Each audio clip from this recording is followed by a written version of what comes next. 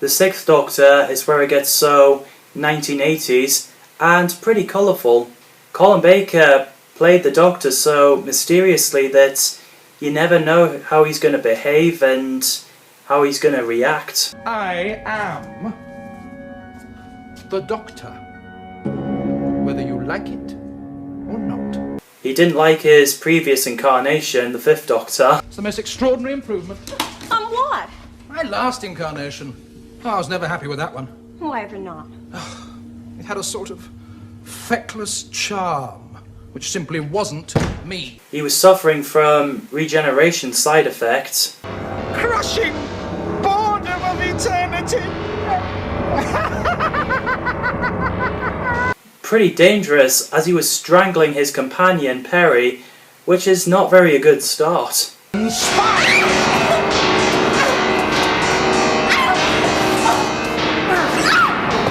It made it so dramatic and shows how bad the side effects can be.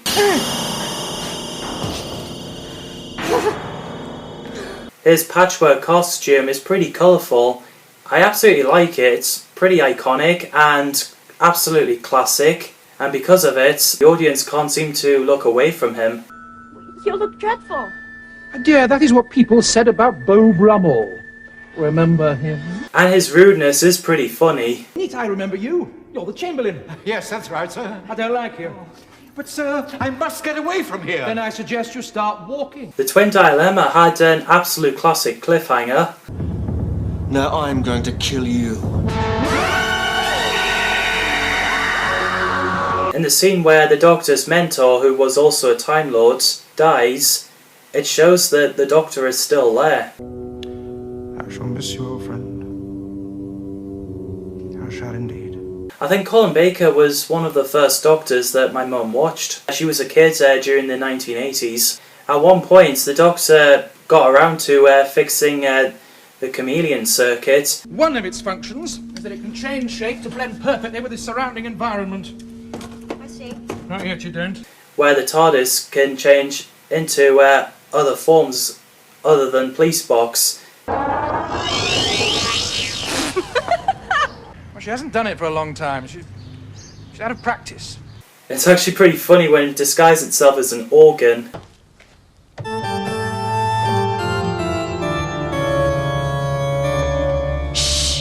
But the TARDIS will forever be his police box because it's iconic and it's just one of the symbols of the show. Perry Brown, aka Perpigillion Brown, is an American student. She became very good friends with the Fifth Doctor, then when he turns into the Sixth Doctor, they do argue and don't get along quite well. How would the First Lady suggest?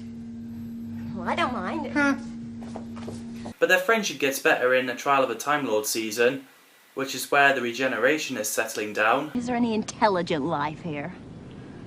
Well, apart from me, you mean? Don't know. Should find out. Attack of the Cybermen is a sequel to The Tomb of the Cybermen, with the return of the Telos. Commander Lytton came back, where he first works with the Daleks, and then pretending to be a friend of the Cybermen. Here we are, gentlemen. Inside that building is £10 million in diamonds. And there's some great action scenes when the Sixth Doctor was shooting the Cybermen with their blasters.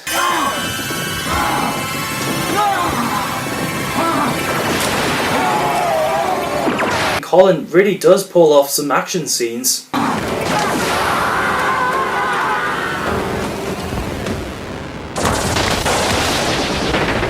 Syl is a mentor who's pretty creepy and loves executing to those who commit crimes on Varos. Torture, blindness, execution. And not to mention his laugh that I really can't pull off, the la la. That is enterprising. The Mark of the Rani is where the Master returns and introduces a renegade time lady known as the Rani, played by Kate O'Mara, an old enemy of the Doctor. This doesn't do a thing for you. Your regeneration's not too attractive either. But at least I can change my appearance. You're stuck with what you've got. The Centaurans in the two Doctors are really tall and they're pretty entertaining. I am Group Marshal Stein, commander of the 9th Sontaran Battle Group. I absolutely love the two Doctors because it brings back Patrick Troughton and Fraser Hines as the second Doctor and Jamie McCrimmon. Let me do the talking. All you have to do is to stand in the background and admire my diplomatic skills. It's almost like as though they've never left. They set the story in Spain, which is a great setting. Stop! I've come a long way for you. Naturally. Don't expect any thanks. I mean, sadly, this is Pat's final performance as the second Doctor, as after he does the convention, he unfortunately passed away in a hotel in 1987, just after he ordered his breakfast. My favourite Sixth Doctor story has got to be Revelation of the Daleks. It gives off a very great dark atmosphere. And destroy all those who resist the power of the Daleks! Kill me, child! I can't! The Dalek voices are pretty scary for 1980s. The Glass Dalek turns out to be a guy mutated, and he's Natasha's dad. I mean, the design and the way he shouts is pretty gloomy and horrifying and intimidating. Kill me! Kill me! I absolutely love DJ. I thought he was pretty funny and pretty entertaining when he goes on screen and then just say random stuff, and that even annoyed Davros. I was really sad to see him getting exterminated by a Dalek though.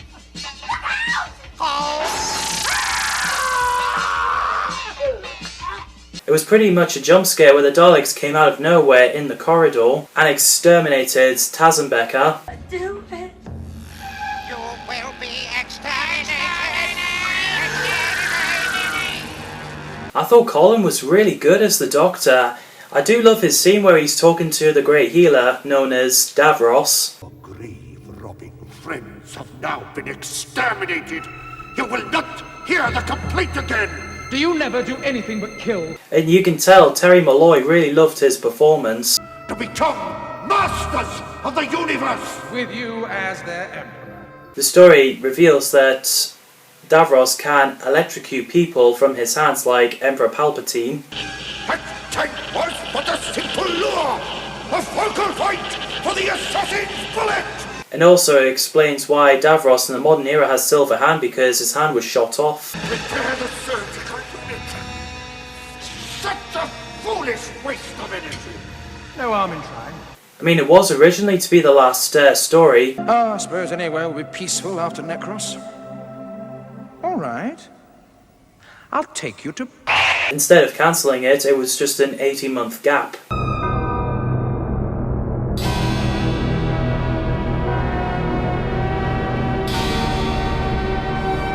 Season 23 was a trial of the Time Lord.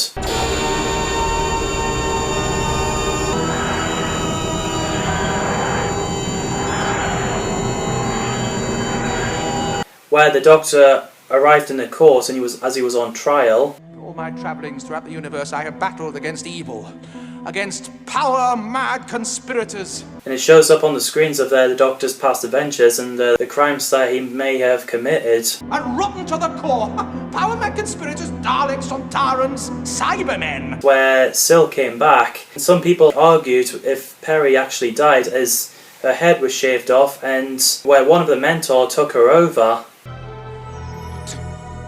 Cold-blooded reptile thing. It must die! And I think Peri's death scene is one of the traumatizing death scenes in Doctor Who I've ever seen. Protect me!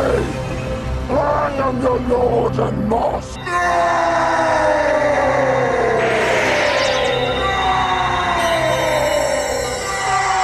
But turns out at the end of the season, and Peri's still alive and she's married to Brian Blessed's character. Miss Perpigillion Brown is alive and well and living as a warrior queen with King Yrcanos.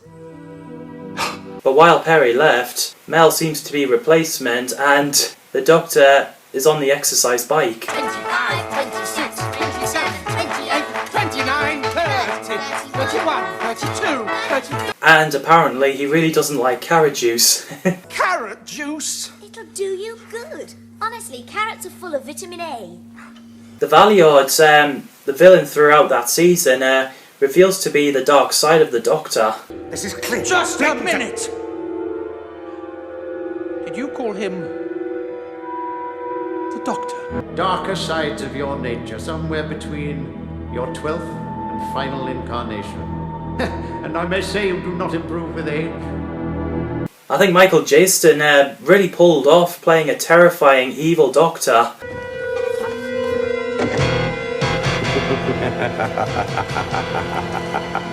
It was pretty scary where there was like many hands rose up from the sand and then just grabbing the Doctor. You are dead, Doctor. The way Colin Baker plays the 6th Doctor, I think he was so good being rebellious and giving off a great humour.